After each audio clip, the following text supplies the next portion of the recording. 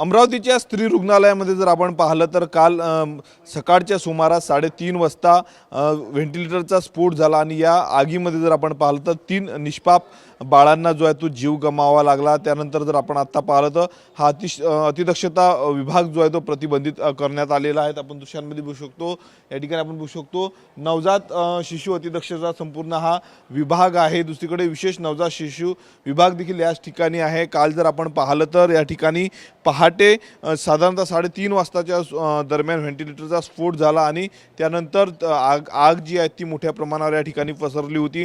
जवळपास 9 बाळांवर उपचार या ठिकाणी सुरू होते, त्यापैकी 6 बाळांना सुखरूप बाहेर काढून वाचवण्यात यश आले, परंतु 3 बाळांचा जो आहे तो दुर्दैवी मृत्यू झाला। काल मोठ्या प्रमाणावर राजकीय नेते असतील, विविध सामाजिक संघटना जे आहेत या ठिकाणी आले होते, घटनास्थळाला त्यांनी भेट दिली होती। त्यानंतर आता आपण बघू शकतो हा संपूर्ण परिसर जो आहे तो प्रतिबंधित करण्यात आलेला आहे। या ठिकाणी आपण बघू शकतो कुलूप जे आहेत ते लावण्यात आलेलं आहे। चौकशी समिती जी आहे ती दाखल झालेली आहे।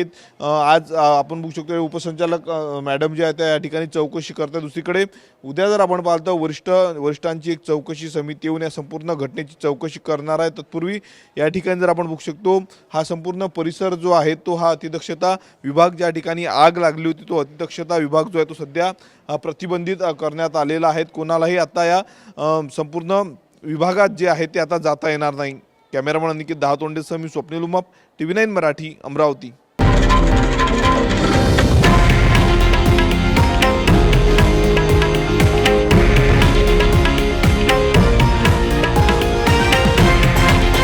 हे आहे देशातील नंबर 1 न्यूज नेटवर्क आणि आपण पाहत आहात TV9 मराठी, एकमेव।